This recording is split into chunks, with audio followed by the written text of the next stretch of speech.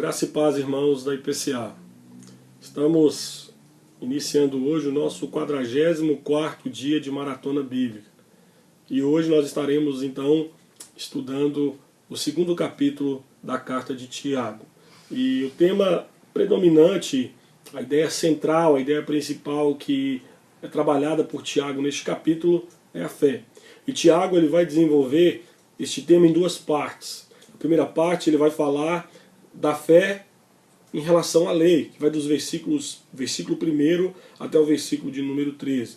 Na segunda parte ele vai falar da relação entre fé e obras, que vai dos versículos 14 até o versículo 26. Ele então, Tiago, nessa primeira parte, ele vai começar proibindo os cristãos fazerem acepção de pessoas. Nos versículos 2 a 4, se você reparar na sua Bíblia, vai ilustrar o problema que tem gerado preocupação ao coração de Tiago, que é a discriminação do pobre e o favorecimento ao rico. A palavra, entenda que a palavra acepção no grego é receber o rosto, ou seja, é fazer julgamentos e estabelecer diferenças baseadas em considerações externas, tais como a aparência física, status social ou raça de uma pessoa. Este ato discriminatório, segundo Tiago, lá no versículo 4, é atribuído a pensamentos perversos, que lá no grego traz a ideia de propósitos maus, objetivos cegos. Nos versículos 5 a 7, então, Tiago ele vai enfatizar que o tratamento preferencial prestado ao rico contrasta com a atitude de Deus, que escolheu pobres para serem ricos na fé. Tiago, então, dos versículos 8 a 13, de uma forma severa, ele fala que toda manifestação discriminatória é condenada pela lei régia, que exige o amor ao próximo. Tiago aqui vai chamar a lei de régia, porque, segundo Tiago, na concepção de Tiago, e aí também baseando um pouco no conceito de Paulo, de que a lei é Cristo, ele está falando que, olha, a lei régia é porque ela é a lei real, ela é uma lei dada pelo próprio Rei dos Reis, que é Jesus. Tiago aqui quer dizer então que o amor ao próximo é a lei régia, porque é o maior preceito da lei. Amar a Deus sobre todas as coisas e o próximo como a ti mesmo. Uma das aplicações, então, segundo Tiago, da lei régia, é não discriminar o próximo por conta de sua condição social ou aspecto exterior. Tal comportamento por parte dos cristãos, segundo Tiago, manifestava uma falha da prática da lei régia que esses mesmos cristãos tinham ouvido, como nós estudamos ontem no primeiro capítulo dos versículos 22 a 25. Tiago então está mostrando que um favoritismo baseado em aspectos externos é incompatível com a fé no Senhor Jesus Cristo, Senhor da glória, que veio justamente derrubar as barreiras de nacionalidade, raça, classe, etc. Amados, é fato notório que nós temos vivido em uma sociedade que tem julgado o padrão de valores dos homens pelo ter e não pelo ser. A pessoa ter uma boa aparência, ter um status social elevado, ter muito dinheiro, essa pessoa ela é muito mais valorizada do que aqueles que são desprovidos de tais recursos.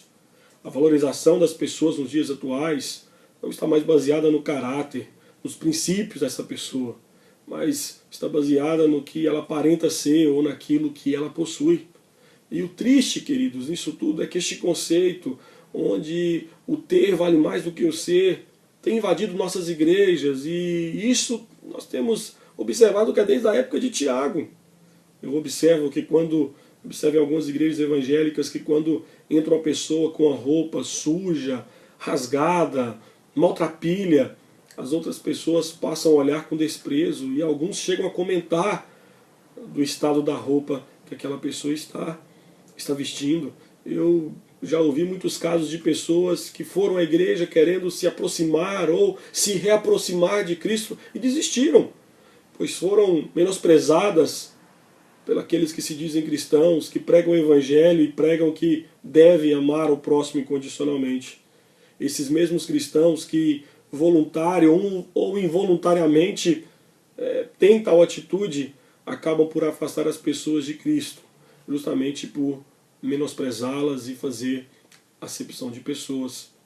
Nós não devemos julgar as pessoas pela aparência, E os mais pobres, segundo Tiago, devem ser tratados com misericórdia, com bondade. A acepção não pode ser praticada por nós, crentes, servos do Senhor Jesus Cristo, Senhor da glória, como Tiago nos mostra. Tiago também vai nos mostrar, nessa segunda parte da carta, que o tema dessa segunda parte muda. Não é mais falando da fé e da lei, mas é falando da fé e das obras. Para ele, a fé e as obras andam juntas e não podem ser separadas. Segundo Tiago, a verdadeira fé resulta em obras que mostram um estilo de vida cristão distinto e demonstra que o crente encontra-se num relacionamento de paz e comunhão com Deus. Uma fé desprovida de obras, ela não é autêntica e, portanto, difere completamente da fé que tem um compromisso de vida com Jesus Cristo. Tiago mostra então que a fé ela vai ser tanto subjetiva como objetiva. Subjetiva porque o cristão coloca a sua fé em Deus porque sabe que Deus recompensa a pessoa que o procura diligentemente. E objetivamente porque a sua fé se expressa no amor a Deus e ao seu próximo, de modo que os seus atos são testemunho eloquente de sua fé em Deus. Para Tiago, as obras são a consequência natural da verdadeira fé. Entenda que Tiago não está defendendo que o homem pode usar as suas boas obras para ser justificado ou alcançar o favor de Deus. Porém, Tiago está ensinando que as obras fluem de um coração, de uma pessoa que está numa íntima relação de paz com Deus, de uma pessoa que foi alcançada pela graça salvadora do Senhor Jesus Cristo. Comentando esta passagem, o reverendo Augusto Nicodemos disse que o homem é justificado diante de Deus pela fé somente. Contudo, ele é justificado diante dos homens pelas obras que pratica em decorrência da fé. Assim sendo, continua dizendo o reverendo Augusto Nicodemos, num certo sentido, o homem é também justificado pelas obras, uma vez entendidas como decorrentes da fé salvadora. Ou seja, as obras são parte integrante da fé que salva. É o outro lado da moeda. A fé é a seiva que corre, invisível dentro da árvore que a mantém viva. As obras são fruto, e a manifestação visível e externa da vida da árvore que existe no cristão é justamente as suas obras. Fé salvadora e obras andam de mãos dadas. Elas andam juntas, elas são inseparáveis. Onde há uma, certamente se encontra a outra. Por isso que Tiago diz que fé sem obras é morta, e obras sem fé é igualmente morta. Aquele que se diz cristão, mas não tem uma fé ativa, não tem uma fé vibrante, que é demonstrada através de atitudes, através de atos de justiça, através de atos de misericórdia, este não tem a verdadeira fé. João Calvino dizia que o Evangelho não é uma doutrina de língua, mas uma doutrina de vida. É uma doutrina que é demonstrada em atitudes. Por isso eu quero encerrar dizendo que você falar que é cristão, sem dar mostras objetivas da sua fé salvadora, faz de você apenas um cristão postiço, falso, fingido, enganador. Que Deus nos ajude, amados, a olhar para textos como esse e nos sentirmos desafiados a praticar a lei régia do Senhor, a não fazer acepção de pessoas, mas entender que amar ao próximo e demonstrar a nossa fé faz parte da fé salvadora do Senhor Jesus Cristo. Oremos. Senhor, obrigado pelo privilégio que o Senhor nos dá de podermos juntos estarmos estudando a Tua Palavra.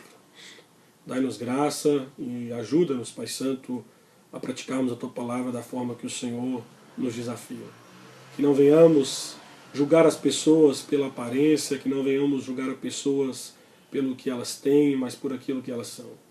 Também nos ajude, Pai Santo, a demonstrar nossa fé diante dos homens através de atos que glorifiquem e engrandeçam o Teu santo nome. É isso que te pedimos e oramos em nome de Jesus. Amém.